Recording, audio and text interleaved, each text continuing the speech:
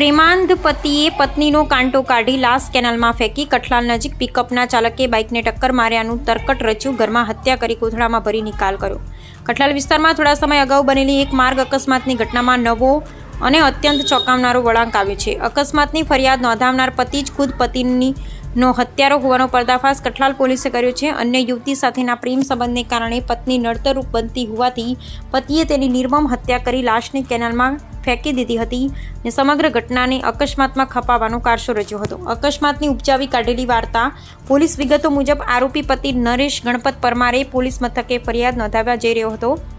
તે દરમિયાન પાછળથી પૂરપાટ ઝડપે આવી રહેલા એક પિકઅપ ડાલાના ચાલકે તેમની બાઇકને ટક્કર મારી. આ અકસ્માતને કારણે બાઇકની પાછળ બેઠેલી તેની પત્ની રોડ બાજુમાં આવેલી નર્મદાની મુખ્ય કેનાલમાં પડી ગઈ અને ડૂબી જવાથી તેનું મોત નીપજ્યું હતું.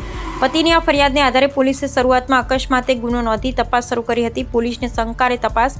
ઘટના સ્થળની પરિસ્થિતિને પતિની વારંવાર બદલાતી વિગતોને કારણે પોલીસની પ્રથમ જ આ મામલો શંકાસ્પદ જણાયો હતો.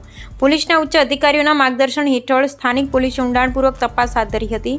અકસ્માતની કડીઓ મેળવવા માટે આસપાસના લોકોની પૂછપરછ અને ટેકનિકલ સર્વેલન્સની મદદથી લેવામાં આવી હતી. પોલીસની કડક પૂછપરછ અને પુરાવા સામે આવતા અંતે પતિ ભાંગી પડ્યો હતો અને ગુનાની કબૂલાત કરી હતી.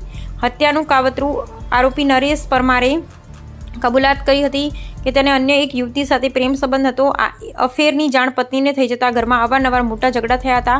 રોજબરોજના કંકાસથી કંટાળી પ્રેમિકા સાથે રહેવાના આશયથી તેણે પત્નીને રસ્તામાંથી હટાવી દેવાનું કુર કાવતરું ઘડી કાઢ્યું હતું. ડીવાયએસપી વિક્રમસિંહ સોલંકીના જણાવ્યા અનુસાર આરોપીએ ઘડેલા પ્લાન મુજબ તેણે ઘરમાં જ પત્નીની હત્યા કરી દીધી હતી. પત્નીની મોત બાદ પુરાવાનો નાશ કરવા માટે તેણે લાશને એક કોથળામાં ભરી દીધી અને તેને પોતાની બાઇક પર મૂકી નર્મદાની મુખ્ય કેનાલ તરફ ગયો હતો. ત્યાં તેણે લાશને કેનાલમાં વહેતા પાણીમાં ફેંકી દીધી હતી.